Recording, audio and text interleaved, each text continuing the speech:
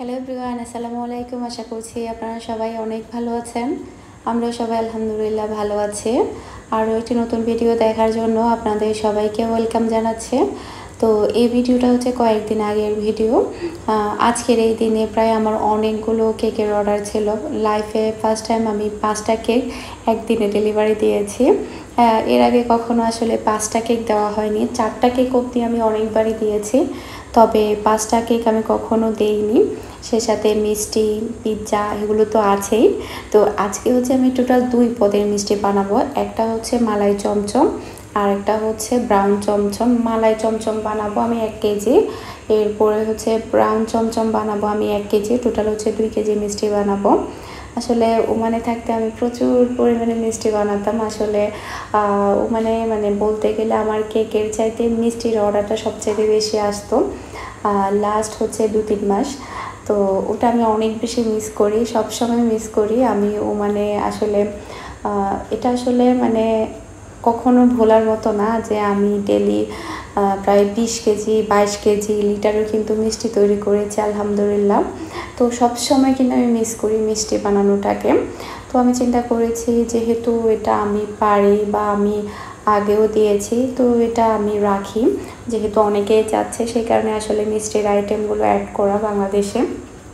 যেহেতু আমি এখন আমার নিজের বাসায় নিজের মতো করে সময় মতো করে আমি সব কিছু করতে পারি।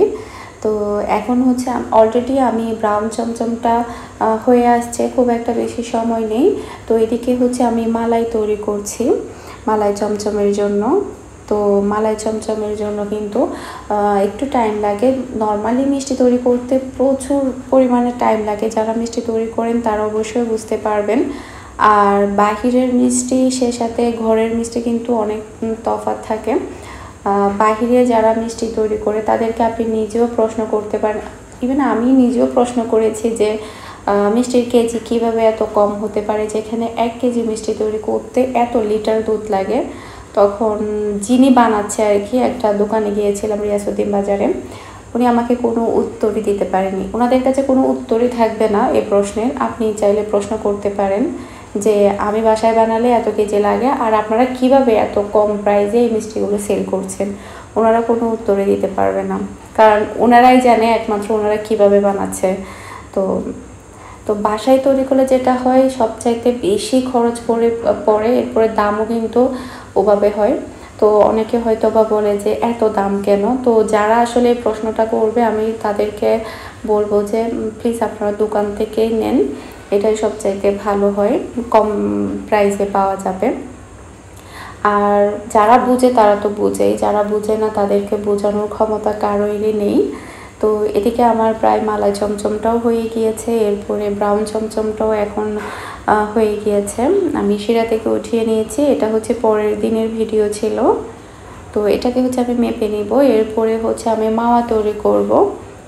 তো আমি হচ্ছে একটা বক্সে মিষ্টিগুলো নিয়ে নিচ্ছি। ফার্স্টে আমি বক্সটাকে মেপে নিয়েছি, বক্সটা কত গ্রাম হয়েছে। এরপরে হচ্ছে আমি মিষ্টিটা এখন মেপে নিচ্ছি। আর দোকানের মিষ্টিগুলো অনেক বেশি ভারী হয়, শিরাটা অনেক বেশি ঘন থাকে, মিষ্টি অনেক বেশি পরিমাণে থাকে। যার কারণে কিন্তু মিষ্টির ওজন কিন্তু অনেকটা বেশি চলে আসে, 10-12টা 14টা মিষ্টিতেই কিন্তু 1 কেজি চলে আসে নর্মালি, এরকমই হয়। আর ঘরের তৈরি মিষ্টিগুলো কিন্তু অত বেশি মিষ্টি থাকে না। আর আমার কাছে মনে হয় কি, আমি তো বানাই, তাহলে আমি বুঝতে পারি। ওনারা হয়তো বা আমরা যে চিনিটা ইউজ করি এটা কখনো ওনারা ইউজ করে না। ওনারা এক ধরনের ঘন চিনি টাইপের একটা চিনি আছে, আমি একটা ভিডিওতে দেখেছিলাম যে মিষ্টির দোকানে কীভাবে করে, একটা টিভি চ্যানেলে দেখেছিলাম। ঘন চিনি টাইপের একটা চিনি আছে, ওটা দিয়ে ওনারা শিরাটা তৈরি করে। চিনির প্রয়োজন হয় না, এ টাইপের একটা উপাদান আছে। আমার কাছে ওটাই মনে হয় যে ওনারা ওটা দিয়ে তৈরি করে, কারণ চিনির কেজি তো প্রায় 60 টাকার উপরে। তাহলে কিভাবে ওনারা আসলে এত ঘন শিরা তৈরি করে এরপরে মিষ্টিগুলো এত কম প্রাইসে সেল করে, সেটা আসলে বাসায় তৈরি করলে আপনি কখনো হিসাব মেলাতে পারবেন না। তো এটা সম্পূর্ণ আমার অভিজ্ঞতা থেকে আমি শেয়ার করলাম, প্লিজ কেউ কিছু মনে করবেন না। জাস্ট আমি আমার অভিজ্ঞতাটা শেয়ার করলাম। ওমানেও কিন্তু আমি যখন মিষ্টি সেল করতাম তখন কিন্তু প্রাইসটাও কিন্তু একটু বেশি থাকতো দোকানের চাইতে, কারণ দোকান আর বাসার মধ্যে অনেক অনেক তফাৎ। দোকান আর বাসার মধ্যে কখনো মিলানো যাবে না।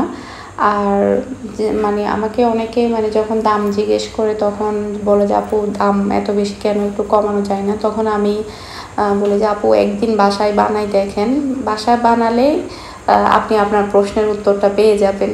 এটা আমি বলি আসলে। অনেক আপুকেই বলেছি আমি যে আপনি বাসায় একটাবার ট্রাই করে দেখেন আপনি আপনার প্রশ্নের উত্তর আপনি নিজেই পেয়ে যাবেন, কেন কমানো যাবে না কিংবা কেন দাম বেশি। এই আর কি। যাক, অনেক কথাই বললাম কাজ করতে করতে, কেউ কিছু মনে করবেন না প্লিজ। জাস্ট আমি আমার অভিজ্ঞতা শেয়ার করলাম। তো এখানে হচ্ছে আমি মাওয়া তৈরি করে নিয়েছি। তো এটাকে হচ্ছে আমি র্যাপিং পেপার দিয়ে ডিপ ফ্রিজে রেখে দিব যাতে করে মাওয়াটা একটু শক্ত হয়ে যায়। তো ছোট্ট একটা কেকের অর্ডার ছিল, শুধুমাত্র খাওয়ার জন্যই অর্ডার করেছিল একটা আপু। তো ডিজাইনটা আমার মতো করে দিতে বলেছিল, জাস্ট আমি সিম্পল করে একটা ডিজাইন করে দিয়েছি। আর চকলেট কেকে দেখা যায় খুব একটা বেশি ডিজাইন করা যায় না, আর অনেক রকম ডিজাইন করেছি। এবার চিন্তা করেছি এভাবে একটু ডিজাইনটা করি M1 নজেল দিয়ে, তো ওভাবে করেছিলাম। এরপরে হচ্ছে একসাথে একটা আপু 2টা কেক অর্ডার করেছে। তো এটা একটা কেক, এরপর আরও একটা কেক আছে। কেকের ডিজাইনটা আমার কাছে খুবই ভালো লেগেছে, মানে বেবি পিঙ্ক হোয়াইট, আর হোয়াইটের মধ্যে হচ্ছে বেবি পিঙ্ক কালারের ছিল। তো এখন হচ্ছে আমি M1 নজেল দিয়ে ডিজাইনটা করে নিচ্ছি। তো আজকের প্রত্যেকটা ডিজাইন কিন্তু আপনাদের অনেক ভালো লাগবে। এই যে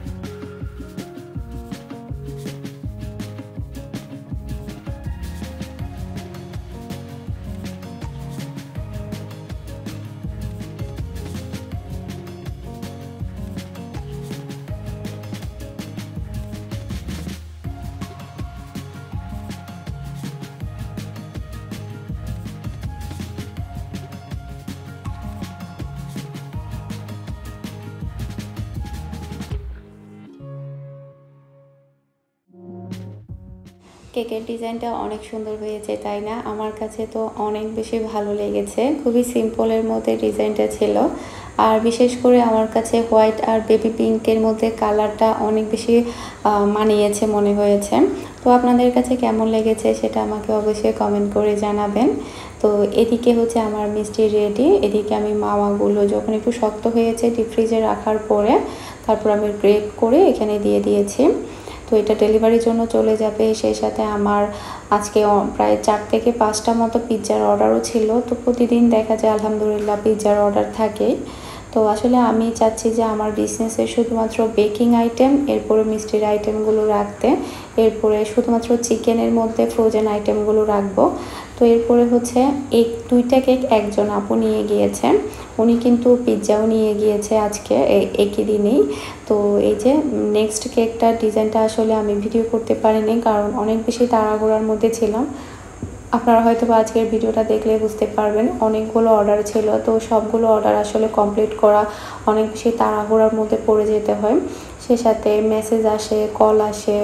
আসলে কল আসলে আমি খুব একটা বেশি কথা বলতে পারি না। আমি সবাইকে বলি যে আমাকে মেসেজ করেন, কারণ যখন আমি ফ্রি হই কিংবা যখন একটু ফাঁক পাই তখন আমি মেসেজের রিপ্লাইটা দেই। আর যখন কথা বলি তখন আমার কাজের একটু সমস্যা হয়, যেহেতু কাজটা আমার অফ করে কথা বলতে হয়, সেই কারণে আমি সবসময় আমার কাস্টমারদেরকে বলি যে আপনি মেসেজ করেন, আমি একটু পরে রিপ্লাই দিচ্ছি। এটাই আমি সবসময় বলি। তো এই ডিজাইনটা কেমন হয়েছে সেটাও আমাকে কমেন্ট করে জানাবেন। আর এটা হাইটের দিক দিয়ে একটু উঁচু ছিল। এরপরে হচ্ছে আরও একটা চকলেট কেকের অর্ডার ছিল। এটা তো এর আগেও অনেকবার তৈরি করেছিলাম। আপুর মেয়ের জন্য এটা অর্ডার করেছে। আলহামদুলিল্লাহ ওনারা অনেক পছন্দ করেছে, আমাকে মেসেজ করে বলেছে। আর ভিডিও করতে করতে আসলে কাজ করলে যা হয় আর কি, মানে ফুলের উপরে আমি চকলেটটা বসিয়ে দিয়েছিলাম, যার কারণে আসলে ফুলটা নষ্ট হয়ে গিয়েছে। একসাথে দুইটা কাজ কখনোই হয় না, এটা হচ্ছে তার প্রমাণ। মানে ভিডিও করছি এক হাতে, আর এক হাতে চকলেটগুলো দিচ্ছি, ফুলের উপর দিয়ে বসিয়ে দিয়েছি। কেমনটা লাগে বলুন তো। এই যে, তো এই ডিজাইনটা কিন্তু দেখতে মাশাআল্লাহ অনেক সুন্দর হয়, যার কারণে কাস্টমাররা সবসময় অর্ডার করে। এই যে কেকটা রেডি, আমি নামও লিখে দিয়েছি। সবার লাস্টেই এই কেকটা ডেলিভারির জন্য গিয়েছে। এই যে, না সরি, সবার লাস্টে না, এটা 4 নাম্বারে গিয়েছে। আরও একটা কেক বাকি আছে, সেটা আবার আমাদের আবাসিকেই যাবে। তো আপু বলেছে একটু লেট করে দিলে কোনো সমস্যা নেই, যার কারণে আমি সবার শেষে ওনার কেকটা ধরেছি, যেহেতু পাশেই যে কোনো সময় ডেলিভারিটা দেওয়া যাবে, অত বেশি তাড়াহুড়া নেই। এই যে এই সুন্দর কেকটা আমি তৈরি করেছি, আর ডিজাইনটা দিয়েছে আপু নিজেই। তো উনি যেভাবে ডিজাইনটা দিয়েছে আমি ট্রাই করেছি ওভাবে করার জন্য। আসলে ডিজাইন অনুযায়ী কখনো 100-এ 100 হয় না, 100-এ 90 হয় আমার কাছে মনে হয়। কি যে কোনো ডিজাইনই হোক না কেন, সেম টু সেম আসলে কখনো দেখা যায় কি হয় না। তারপর আমি ট্রাই করেছি ওটার মতো করে করার জন্য। এই যে, আর এটা 3 পাউন্ডের একটা কেক ছিল, হাইটের দিক দিয়ে একটু উঁচু ছিল।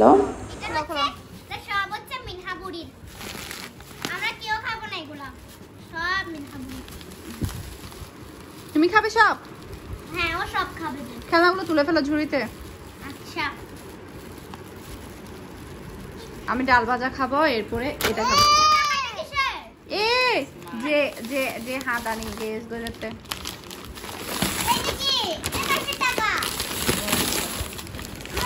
ডয়ারে রাখো। ওয়াও, পেপ্পি পেপ্পি মিহি মিহি করে থাকে हो जाते पेप्पी पेप्पी। ये पार्टी हो रही है, पार्टी पार्टी। মিহি কোনটা খাবে? মিনহা কোনটা খাবে? আমি রিং চিপস, রিং রিং। ওকে, মিনহা মামা তুমি কোনটা খাবে? এখন অসম্ভব ভালো লাগে। ये तेरा, ये मेरा। মজা বাজা খাইতে ডালটা লেনো বেটা, খুব মজা। তো এটা হচ্ছে রাতের দিক দিয়ে। আমার বাসায় হচ্ছে অনেকগুলো কাঁঠাল বিচি জমে আছে। চিন্তা করলাম কাঁঠাল বিচির ভর্তা করে ফেলি। অনেক দিন ধরে চাচ্ছিলাম যে কাঁঠাল বিচির ভর্তা করব, তবে যেটা হচ্ছে আমার বাসায় শিলপাটা নেই। শিলপাটা একটা কিনতে হবে। আসলে যে পরিস্থিতি, কয়েকদিন পর পরই লকডাউন পড়ে যাচ্ছে, কোনো একটা প্রয়োজনীয় জিনিসও দেখা যাচ্ছে কিনা যাচ্ছে না। তারপরে বেকিংয়ের সব কিছুই শেষ বলতে গেলে, তো ওগুলো কিনতে হবে, ওগুলো নিয়ে এক টেনশনে আছে। তো আলহামদুলিল্লাহ হয়তো ম্যানেজ হয়ে যাবে। তো শিলপাটা কিনে ফেলবো আমি খুব শীঘ্রই, যখন লকডাউন ওপেন হবে। লকডাউন ওপেন হলে আমার আরও কিছু জিনিসপত্র কেনার বাকি আছে, ওগুলো কিনতে হবে। তো কাঁঠাল বীজের ভর্তাটা আমার কাছে অসম্ভব ভালো লাগে। তো আমি যেটা করছি, যেহেতু শিলপাটা নেই, আমার কাছে হচ্ছে কিমা মিক্সচার আছে। এটা আমি কয়েকদিন আগে কিনেছিলাম, এটার ভিডিও ইনশাল্লাহ আমি আপনাদের সাথে শেয়ার করব। শেয়ার করা হয়নি এটা যখন আমি কিনতে গিয়েছিলাম।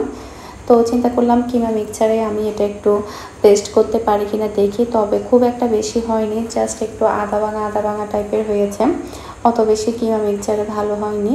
তো যতটুকুই হয়েছে ততটুকুতে খুশি বলতে গেলে, যেহেতু খেতে ইচ্ছে করছিল, কিছু করার নেই। আর পাটার ভর্তা নর্মালি অন্য কিছুর ভর্তার মধ্যে অনেক তফাৎ, একটার সাথে কিন্তু আরেকটা কখনো মিলানো সম্ভব না। তো এই যে ভর্তাটা কোনো রকম এতটুকুই হয়েছে, আর আমি একটু বেশি পরিমাণে পুড়ে ফেলেছিলাম, যার কারণে একটু ব্ল্যাক ব্ল্যাক হয়েছে, তবে মোটামুটি খেতে ভালো লেগেছে। আর কাঁঠাল বিচির ভর্তা কে কে পছন্দ করেন সবাই অবশ্যই কমেন্ট করে জানাবেন। আর বাসায় ধনেপাতা ছিল না, তো ধনেপাতা ছাড়াই করেছি। এগুলো হচ্ছে আমার কোরবানি ঈদের মাংস, ডাল। তো মিহি মিনহাকে খাইয়ে দিচ্ছে।